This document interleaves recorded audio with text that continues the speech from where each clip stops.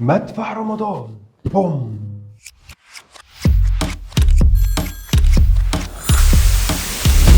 جه في دماغك مشهد معين طبعا، الفطار محطوط على السفره، قاعد انت والحاج والحاجه بتشوفوا اخر كام اعلان قبل الفطار، وطبعا جه صوت المدفع في واحد منهم. لو سمعت نفس الصوت للحاج والحاجه هيجي في دماغهم مشهد تاني خالص غير ده. الجيل بتاع دلوقتي كل اللي يعرفوا عن مدفع رمضان برنامج الفنان نمبر 1. هل سالت نفسك ايه مدفع رمضان ده طيب؟ وجات منين اصلا الفكره دي؟ طب تعالى احكي لك. طبعا انت دورت كتير بس انا وفرت عليك التعب ده. سنه 1863، يعني من حوالي اكتر من 160 سنه، كان حاكم مصر في الوقت ده الخديوي اسماعيل، وكان عايز يعمل حاجه مميزه للناس في رمضان تعرفهم وقت الفطار هيكون امتى. يا ترى ايه الوقت اللي يبدا فيه الفطار؟ ففكروا في طريقه يقيسوا بيها الوقت قدام الناس كلها علشان ما يحصلش اي لبس، عشان ما تجيش انت تستلو في الفطار وتقول ما اعرفش مالكش حجه ثبتوا لك الدنيا. طب ليه المدفع؟ اشمعنى مش اي صوت تاني، صفاره مثلا؟ لان المدفع في الوقت ده كان حاجه متطوره جدا، علشان صوته كان قوي جدا وواضح كل الناس بتسمعه، فيبقى كانه الارم. هو ده وقت الفطار. يعني في يوم من الايام لو كنت قاعد في بيتك ومش عارف الساعه كام، فجاه تسمع صوت المدفع كده، تمام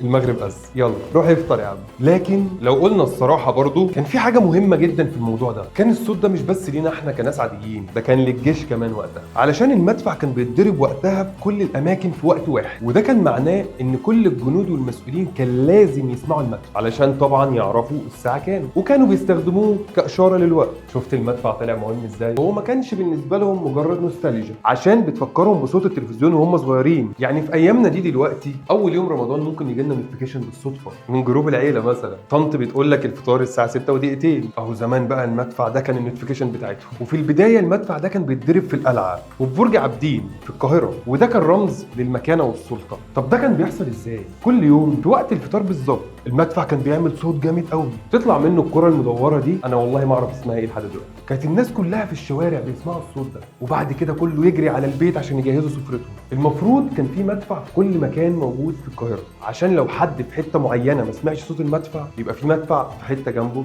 بيسمعه ويقدر يفطر. زي المساجد دلوقتي، يعني زي ما تقول كده في تيم كبير قوي في القاهره كلهم بيعملوا نفس الحاجه في نفس الوقت مع بعض. شغلتك على المدفع بورورو، ها؟ وده طلع حرفيا مش افيه. في ناس فاكره ان المدفع ده لسه موجود في كل مكان. انا فعلا بحس اني بسمعه كتير قوي وقت الفطار. طبعا الصوت ده يا اما من دماغي يا اما من تلفزيون الجيران، عشان في الحقيقه المدفع ده بقى موجود في اماكن قليله جدا دلوقتي زي القاهره والاسكندريه وغيرها، وفي بعض البلدان العربيه كمان. بس هل يا ترى هم لسه بيعملوه اصلا؟